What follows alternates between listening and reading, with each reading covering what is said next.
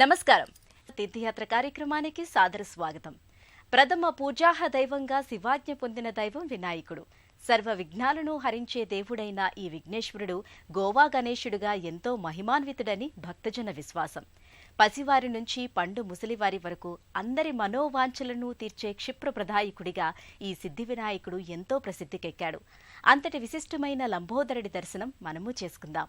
గోవా రాష్ట్రంలోని పనాజీ నగరంలో శాంతినేజ్ అనే ప్రాంతంలో నిర్మితమైన శ్రీ ఆప్టేశ్వర్ సిద్ధి వినాయక శంకర దేవస్థానాన్ని నేటి తీర్థయాత్రలో వీక్షిద్దాం.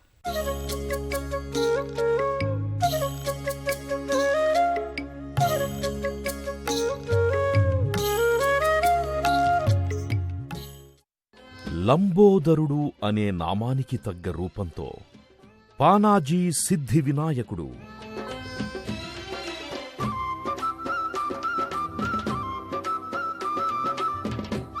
సకల విఘ్నాలను హరించి కార్యజయాలకు విజయసిద్ధి ప్రదాత విఘ్నేశ్వరుడు.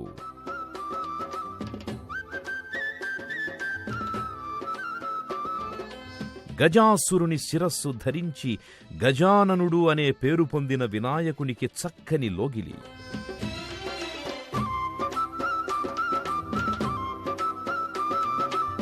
ఆర్తిగా అర్థించిన ఆపన్నులకు సిద్ధిప్రదాయకుని గోవా గణేశుని ఆలయం, పానాజీ శాంత ఇనేజ్ ప్రాంత ఆలయం, శ్రీ ఆప్టేశ్వర సిద్ధి వినాయక దేవస్థానం.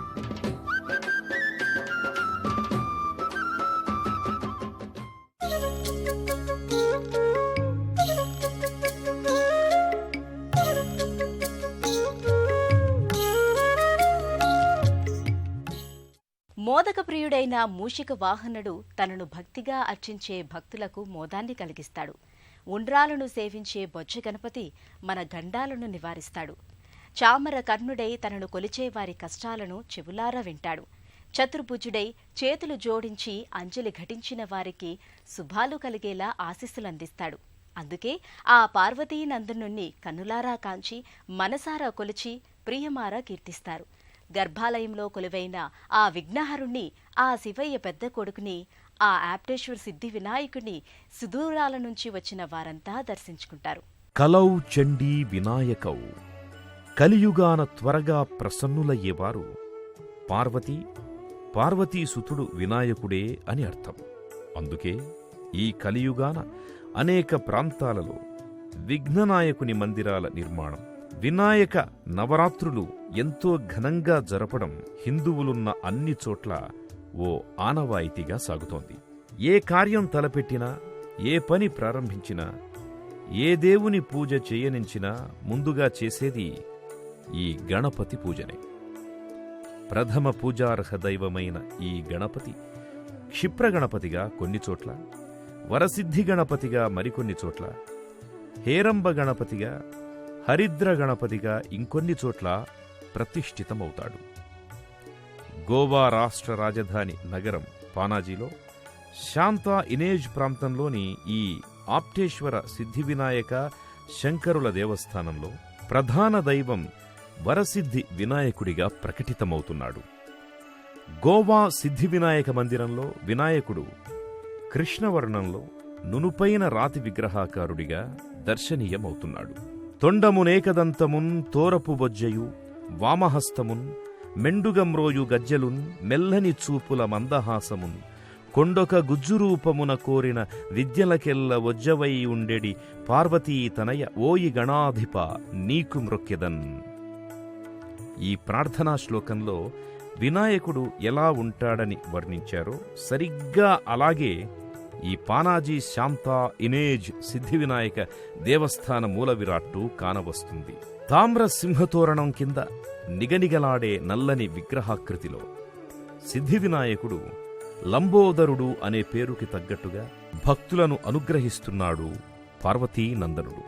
క్రీస్తు శకం 4వ-5వ శతాబ్దాల్లో, ప్రత్యేకించి గుప్తుల కాలంలో వినాయకుడికి ఇప్పుడు మనం పూజించే రూపం, లక్షణాలు రూపుదిద్దుకున్నట్లుగా తెలుస్తోంది. 9వ శతాబ్దంలో స్మార్తుల పంచాయతనంలో ఒక విభాగం అయ్యింది. వినాయకుడు అందరికంటే అత్యున్నతమైన దేవుడు అని విశ్వసించే గాణపత్య సమాజం ఈ కాలంలోనే ఏర్పడిందని చారిత్రక విశేషాలు తెలియజేస్తున్నాయి. ఈ రూపగుణ విశేషాలు గణేశ పురాణం, ముద్గల పురాణం, గణపతి అథర్వశీర్షం అనే గ్రంథాలు తేటతెల్లం చేస్తాయి.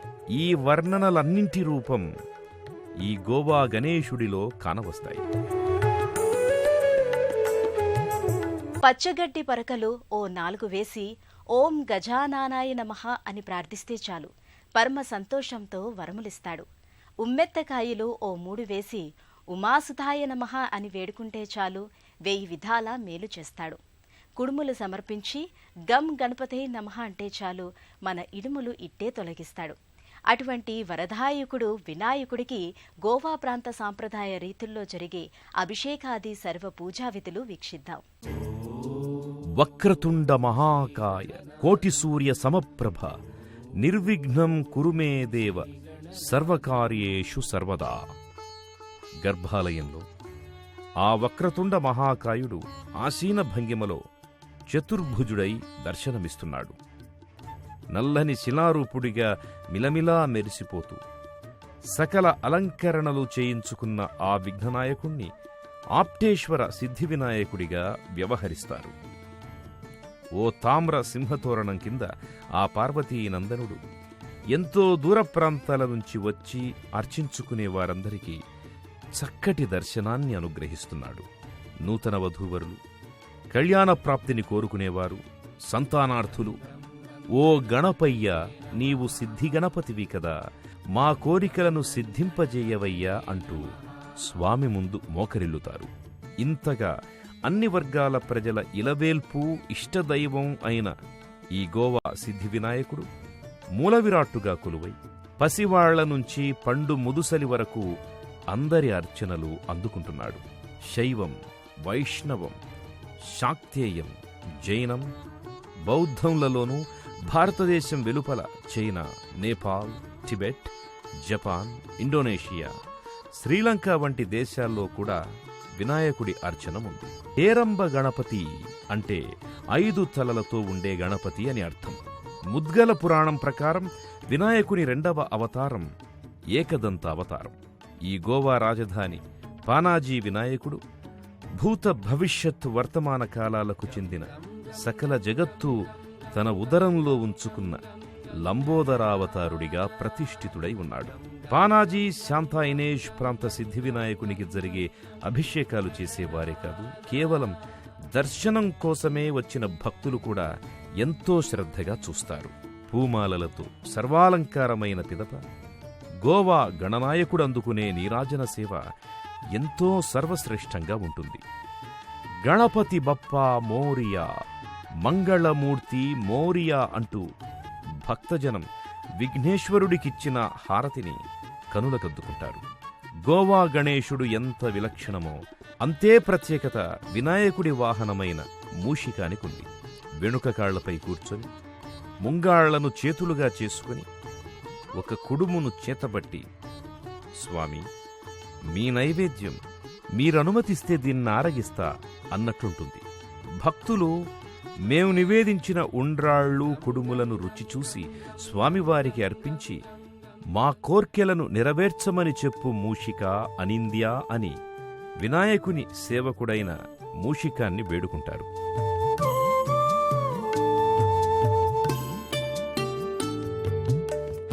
వినాయకుని మూలవిరాట్టు పక్కనే శివలింగం, పార్వతీదేవి, గణేశుని సోదరుడైన కుమారస్వామి చిరు విగ్రహాలుంటాయి. ఈ సర్వదర్శనం కోసం, గర్భాలయ సందర్శన కోసం దేశం నలుమూలల నుంచి వచ్చిన భక్తులు అసంఖ్యాకంగా కానవస్తారీ మందిరంలో. అందుకు నిదర్శనం మనకు కనబడుతోన్న విశాలమైన ముఖమంటపం. ఈ గణేశ మందిరం తెల్లవారుజామున 5 గంటలకు తెరుస్తారు. 5:15 పంచామృతాభిషేకం, 5:45 హారతిని ఇచ్చి అప్పటి నుంచి మధ్యాహ్నం వరకు దర్శనం, మరలా సాయంత్రం ద్వారాలు తెరిచి హారతినిచ్చి రాత్రి 9 గంటల వరకు దర్శనార్థం ఉంచుతారు.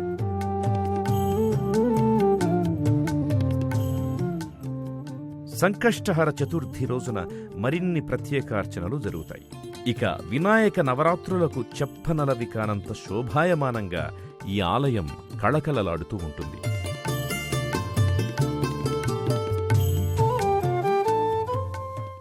కాచీపత్రం, బృహతీపత్రం, బిల్వపత్రం, దూర్వాయుగ్మం, దత్తూరపత్రం, బదరీపత్రం, చెంగల్వ, చామంతి, గరిక, గన్నేరు, తామర, తంగెడు ఇలా ప్రకృతిలో దొరికే వాటిలో దేనితో పూజించినా భక్తుల మొర ఆలకిస్తాడు. కడు సంతుష్టుడై కరుణను కురిపిస్తాడు. అందుకే ప్రకృతి శోభయే ఆ సిద్ధి వినాయకుని కోవెలకు అందం చందం. గోవా పనాజీలోని తండ్రి తనయుల దేవస్థాన శోభ వర్ణనాతీతం. ఉత్తర గోవాలో రాజధాని నగరం పానాజీకి సమీప గ్రామం వంటి స్థలి సంత్ ఇనేజ్ అనే ప్రాంతమిది. రాజధాని నగరానికి అవసరమైన హోటళ్లు, రెస్టారెంట్లు, సంస్థలు, బ్యాంకులు, నివాస గృహాలు, అపార్ట్మెంట్లు ఉన్న ప్రదేశం. జెరీనా టవర్స్ అపార్ట్మెంట్స్, శాంతా ఇనేజ్ ప్రాంతంలోని నివాసితులంతా కలిసి శ్రీ ఆప్టేశ్వర సిద్ధివినాయక దేవస్థానాన్ని 1996వ సంవత్సరం ఆగస్టు నెలలో నిర్మించారు.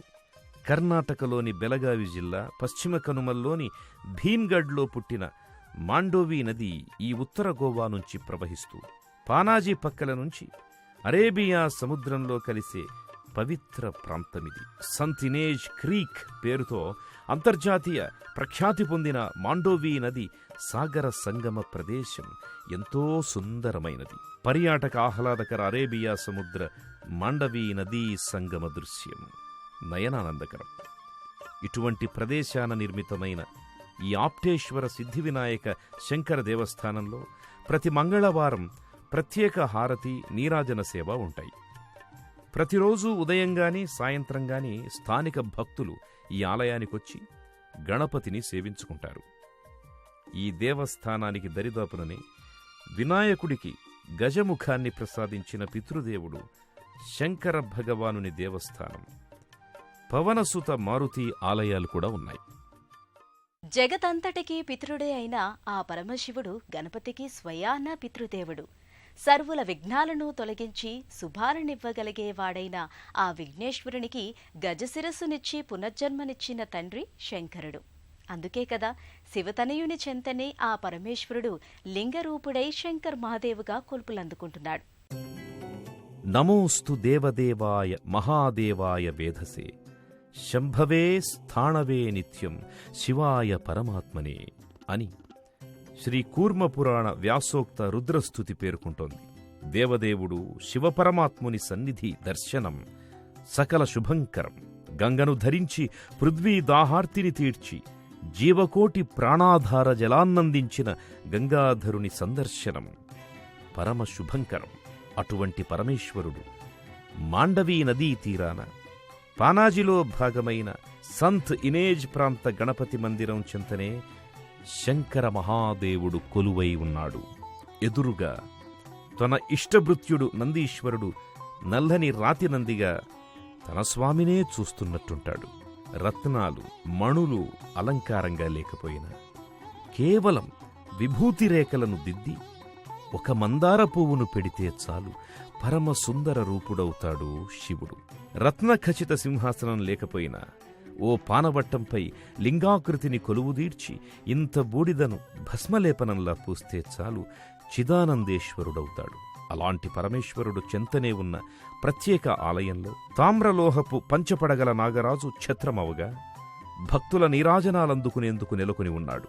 భక్తులొసంగే అర్చనలు తన స్వామి ఎలా స్వీకరిస్తున్నాడో పర్యవేక్షిస్తున్నట్టు రాతిబసవయ్య ఎదురుగా ఉన్నాడు. వివిధ రకాల హారతులు ఇస్తారు భక్తులు. హరహర మహాదేవ శంభో శంకర, భంభంబోలే శంకర మహాదేవ్ అనే భక్తుల నినాదాలతో ఆలయమంతా ప్రతిధ్వనిస్తుంది.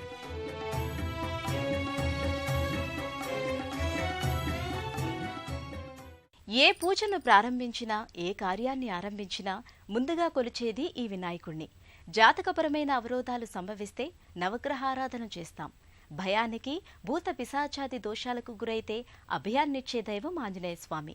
ఇలా మానవ జీవితానికి ఏర్పడే అవాంతరాలన్నిటినీ తొలగించే దైవం ఉండనే ఉంటారు. ఈ విఘ్న వినాశకుని దేవస్థానంలోనే ఆంజనేయ, నవగ్రహాది దేవుళ్లను కూడా ఆయా ఉపాలయాలలో ప్రతిష్ఠించారు. వారిని కూడా దర్శించుకుందాం పదండి. సర్వ విఘ్నాలను నిరోధించి కార్యజయాన్నొసంగే వరప్రదాయకుడు, ఏ విధమైన పూజలకైనా ఎంతటి వారైనా నిర్వహించే యజ్ఞయాగాది క్రతువులకు ప్రథమ పూజ్యుడు ఈ దేవస్థాన ప్రధాన దైవం. విఘ్నాలను హరించే దేవుడున్న దేవాలయంలో సకల జనుల జాతకపర అవరోధాలను, దోషాలను నివారించే లేదా ఉపశమింపజేసే నవగ్రహ దేవతలు కూడా ఇదే ఆలయ ప్రాంగణంలో ఉన్నారు. ఈ ఆలయానికి వచ్చిన భక్తజనులు ఈ నవగ్రహ మందిరంలోకి వెళ్లి ఆదిత్యాయ చ సోమాయ మంగళాయ బుధాయ చ గురుశుక్ర శనిభ్యశ్చ శ్రీ రాహవే కేతవే నమః అంటూ ప్రదక్షిణలు చేస్తారు. దోషాలున్నవారు ఆయా నవగ్రహాది దేవతలకి ప్రత్యేక దోష నివారణ పూజలు. భూతలంపైనే విరాజిల్లుతున్న స్వర్గధామం గోవా రాష్ట్రం. సుందరభరితమైన పర్యాటక ప్రదేశాలు, ఆహ్లాదకరమైన సముద్రతీర బీచ్లు, ఆధ్యాత్మిక ఫలసిద్ధికై పలు దేవాలయాలు ఉన్నాయి. ఏ తరహా ప్రాంతానికి యాత్రికులై వచ్చినా ఇతర ప్రదేశాలను కూడా సందర్శించి గోవా ప్రయాణాన్ని జీవితకాల మధుర జ్ఞాపకంగా మదిలో పదిలపరుచుకుంటారు. ఈ ఆప్టేశ్వర్ సిద్ధి వినాయక దేవస్థానానికి సమీపంలో ఉన్న సముద్రతీర ఆహ్లాదాన్ని మనము పొందుతాం. గోవా భరతభూమికే అందాల సీమ. అరేబియా సముద్ర తరంగ సంగీతాల, తెల్లటి అలల నురగల ఆభరణాల ఇసుక తివాచిపై పరచిన ప్రకృతి అందాల నిలవు గోవా. ఉత్తర గోవా రాష్ట్రంలోని రాజధాని పానాజీలో భాగమైన సంత్ ఇనేజ్ ప్రాంతం కూడా అనేక సుందరమైన పర్యాటక కేంద్రాలకు కూడలిగా ఉంది. ఈ ప్రాంతం చిన్నదే అయినా ఎంతో రద్దీగా కళకళలాడే చిన్న పట్టణంలా ఉంటుంది. బాగా బీచ్, క్వండోలియం బీచ్, ఇలా ఎన్నో సముద్ర తీర బీచ్లిక్కడున్నాయి. ఈ సంత్ ఇనేజ్ సిద్ధి వినాయక దేవస్థానానికి తీర్థయాత్రగా వచ్చిన భక్తులు ఇక్కడికి కొద్ది దూరంలోనే ఉన్న బీచ్లకి పర్యాటకులై వెళతారు. గోవా సముద్ర తీర బీచ్లన్నీ విదేశీ ఫ్యాషన్ల వేషభాషలతో నిండి వేసవి విడదిగా సరదాగా గడపడానికొచ్చే కులాసారాయుళ్ల స్వర్గంగా ఉంది. ఎందరో తమ సెలవులకు ఎక్స్కర్షన్లా, కొత్త దంపతుల హనీమూన్ ట్రిప్లా, దేశ విదేశీ యాత్రికుల్ని ఆనందోత్సాహాలతో తేలియాడేలా చేసే అందమైన సముద్ర తీర పర్యాటక ప్రాంతం అని అనిపిస్తుంది. నీలినీలి నీటి అలలపై సూర్యకిరణాల తళతళలో మెరిసే అరేబియా సముద్ర నీటి మిలమిలలపై తెల్లని నురుగుల అలలు, అలల సవ్వడులు, తీరాలలో పాలనురగలతో సందడి చేసే అల్లరి కెరటాలు, పరవశంగా తలలూపే కొబ్బరి చెట్లు, ఇలా ఓ ఆనందభరిత దృశ్యాలు గోవా సముద్ర తీరాలలో కనువిందు చేస్తాయి. మెరిసే ఇసుక తిన్నెలు, నీల సముద్ర కెరటాలు, అహో అనిపించే అరేబియా సముద్ర అందాలు ముగ్ధుల్ని చేస్తాయి. సముద్ర అలలపై సూర్యాస్తమయ వీక్షణ అద్భుత అనుభూతిని కలిగిస్తుంది. కేవలం ఆధ్యాత్మిక తీర్థయాత్రగానే కాక వినోదాన్ని, ఆహ్లాదాన్ని పంచే ఇటువంటి పర్యాటక ప్రాంతాలకు కూడా వచ్చి సేదతీరేవారున్నారు.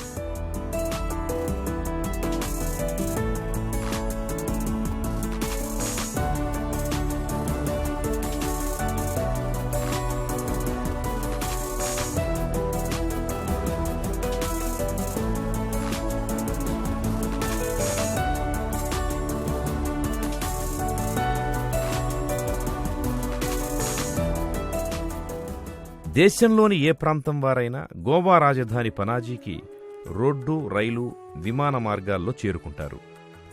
అక్కడ్నుంచి కొద్ది దూరంలోనే ఉన్న సంత్ ఇనేజ్ ప్రాంతానికి స్థానిక వాహన సదుపాయాలు, పలు బస్సులు ఉన్నాయి.